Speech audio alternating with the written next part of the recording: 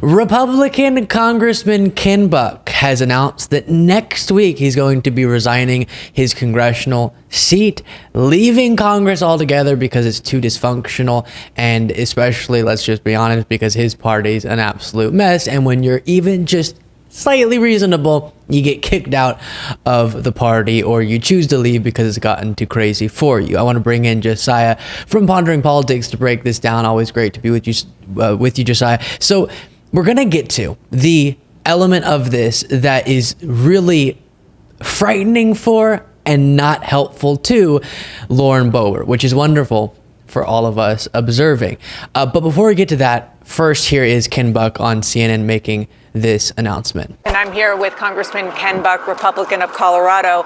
You just came from the hearing. Before we get to that, you announced some big news. You're leaving Congress at the end of next week. I am, yes. I'm resigning my seat and creating a vacancy in my district. Why?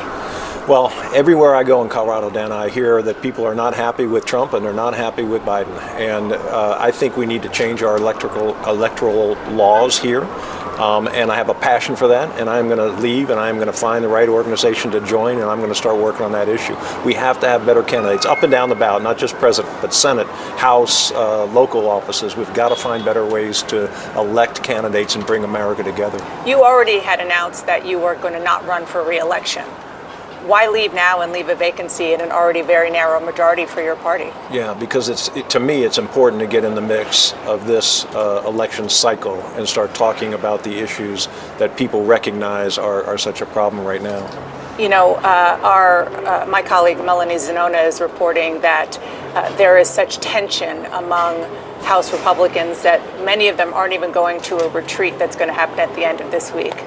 Is that tension part of why you're leaving so abruptly? I think this place is dysfunctional. For example, I am the number 3rd ranking member of the Judiciary Committee. I haven't even asked my questions yet. 40, 50 people have gone before me. But that could be personal. It could be personal, but a lot of this is personal, and that's the problem. Instead of having decorum, instead of operating in a professional manner, this place has just evolved into this bickering and nonsense, and not really doing the job for the American people. So Josiah, I saw that you already covered this story on your channel. So because of that, I'll let you break it down for the viewers, as it's a story you've already reviewed.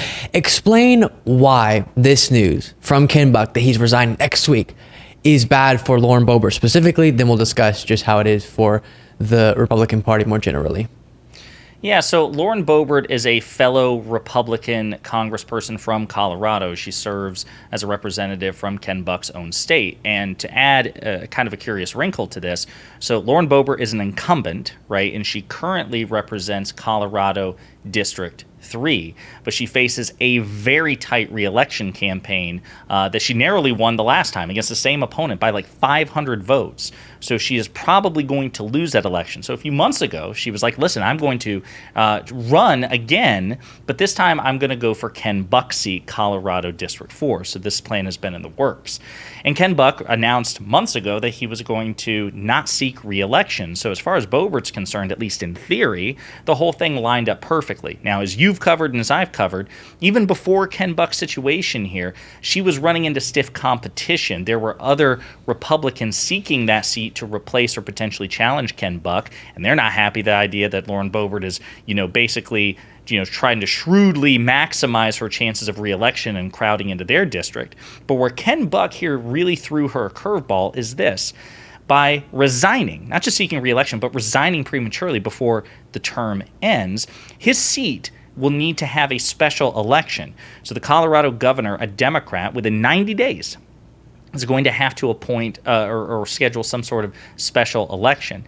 And that means that Lauren Boebert can't try to fill Ken Buck's seat unless she resigns from her current seat first. So basically she has a choice to make. Does she run the risk of this very competitive, very risky re-election bid, or does she resign from her current seat and try to run in a special election for Ken Buck's seat when he resigns and try to win and potentially enjoy that incumbency advantage if she wins? So she has to make a snap decision quick, and there are no good options. And before I throw it back to you, I just want to say the buck stops here.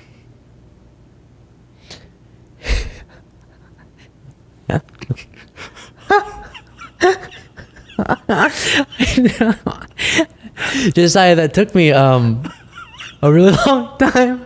I'm sorry. Okay. Ooh, I didn't know. Ooh. And we're still live. Yeah. That really took me a second.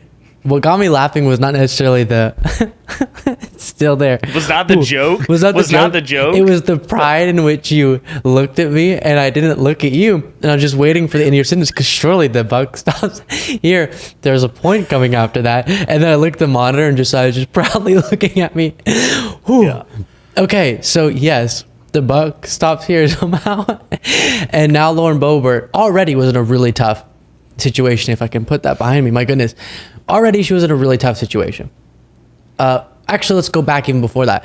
Before she made this most recent decision, she was in a tough situation because she was running against Adam Frisch. Then she bailed on that situation, thinking she was going to an easier district because she's Lauren Boebert. She'll get the nomination, right? Then she'll go up against a Democrat, but it's a more conservative district, Colorado's 4th, so she would be able to get elected there. But then she learns, in part during that debate where the straw poll showed her in 5th place in that one little moment, that she was actually in a competitive primary among Republicans. So would she even get the nomination in that district, much less go on to win and fill Ken Buck's seat? But now he resigns next week, doesn't wait until the end of his term, resigns next week. A special election has to take place, and Josiah just explained why that is really tough for Lauren Boebert, which is just great to see. Whatever can increase the odds that she is OUT out and the buck will end with her. I don't know, another pun. My goodness. Now, of course, this is bad for the Republican Party in the House of Representatives for another reason, which is now their majority has become even more slim. 2-vote majority. That is just brutal. And, you know, Josiah, they've been so effective with their current majority. Now I'm worried we're going to lose all that efficacy with them getting a slim majority. No, already they're disastrous, so it probably won't change much, Josiah. No, not at all. I mean, again, this is stuff that we've talked about before, but it is simply a fact. It's not a matter of opinion. It's a fact that this iteration of Congress is the least productive in modern U.S. history and just barely the second least productive. Like, it's neck and neck for first with the iteration of Congress that was around during the start of the Great Depression, right? And that's just what Republican governance gets you, to the extent that Republican governance isn't an oxymoron. And, you know, Luke, I covered this, on my channel before too, which is, you know, Ron Johnson, a Republican senator, recently came out and he just kind of gave the game away. He said, listen, you know, effectively governing, that's stuff that Democrat lights do, right? So just the entire ethos that Republicans just shouldn't govern. And so, yeah, the Ken Buck's resignation, I think, will have sweeping implications for the GOP, not just with Lauren Boebert in particular, but it's also funny to think about, I wonder what's going through Mike Johnson's head, you know, like the idea that, instead, he already had razor thin margins to begin with, and now it's shrinking, and who knows where it'll be in 2 weeks. I mean, we might end up getting a Democratic Speaker of the House, Hakeem Jeffries, simply because of attrition in the Republican Party. My goodness. And it did appear that Mike Johnson was shocked by this news, which shows you how little respect he's getting if Ken Buck wasn't even willing to give him some advance notice. Now, okay, every time I say this, it turns into a massive rant. So is it even worth saying? But I don't necessarily want this to turn into a big hour-long rant on the part of the two of us. But I will say, even though Ken Buck resigning, it's mostly good, even though he was less crazy than the MAGA Republicans in the ways we explained, it makes it more tough for them.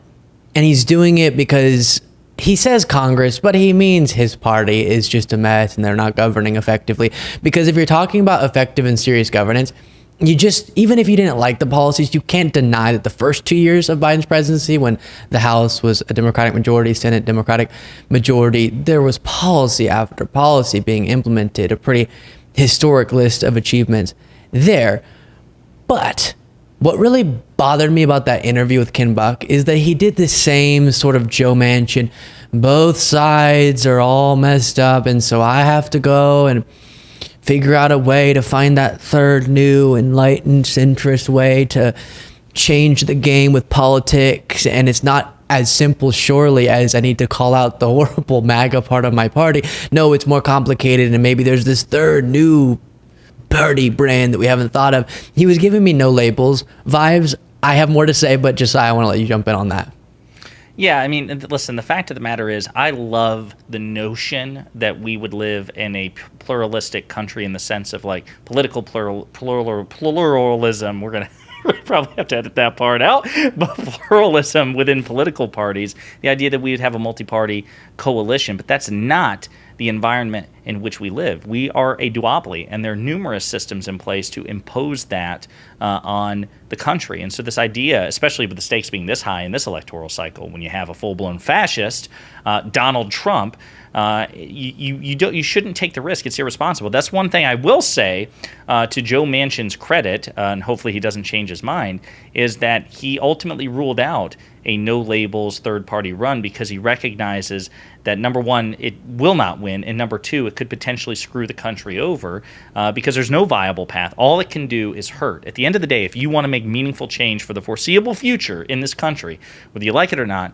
you should vote for Democrats if you're an eligible voter. Strive for the most progressive Democrat if it's politically viable. But at the end of the day, it's not some sort of third party. It's the Democratic Party. Or if you are a conservative Democrat, or you're more, you wish that you could be sort of that centrist thing, there's so much space for you in the Democratic Party too. Like we just brought up, have you met the Joe Manchins of the world? They can irritate us, but clearly there's still that place in the Democratic Party. And the solution is not let's run third party candidates to take away from the Democratic Party in such a crucial moment. And also, I guess what bothers me is right now the issue that we face is that one side, quote unquote, and one party is just falling off of a cliff in their extremism. It's just boom, so far in that direction, they're not even on land anymore. Like I said, went off a cliff. This side is not doing that same thing. You can even see this in the changing of voting patterns within the two parties. It's not the same sprint as people will say in opposite directions. Instead, it's this unique phenomenon where extremists are getting into and taking hold of the Republican Party. And I always feel it necessary to add the caveat. There are ridiculous, terrible, annoying, extreme people across the political spectrum, of course, including on the left. It's just that the Democratic Party doesn't have the same problem with those people getting into positions of power in a major way, whereas obviously the Republican Party does have that problem. And so then when the Ken Bucks of the world, which he hasn't necessarily done the extent to which I'm talking about this, but definitely the Joe Manchin of the world, go, yeah, I maybe won't run for president. But even when he made that announcement, he was saying, but, you know, I wish that Joe Biden would start listening to moderates. I wish that he would stop being so radical. What? Lowering prescription drug costs, investing in infrastructure? What's the extreme thing, Joe Manchin? And that's what bothers me, playing into the idea that both sides are equally to blame for, or even there's a conversation about both sides participating in a major way in the extremism and the divide that we're seeing. Joe Biden is a lifelong moderate, almost a centrist, and has governed in a common sense way. Don't act like something else is the case. Just be factual, Josiah. Yeah, I mean, now, to Luke's audience, he is saying be factual, comma, Josiah. He's not accusing me of being unfactual, okay? Correct. At the end of the day, though, he's absolutely correct. Joe Biden is an establishment moderate by definition, by instinct. Now, he is governed, I think, relatively progressively, and I think that that's good, right? But that also goes to show how Biden is open to negotiation and open to persuasion by certain blocks within his party. But this idea that he's been ideologically captured by the far left, you ask the progressive, ask Senator Bernie Sanders or Representative Ocasio-Cortez, both of whom have supported the president for re-election, but just ask them. Say, listen, do you think Joe Biden has been captured by your caucus?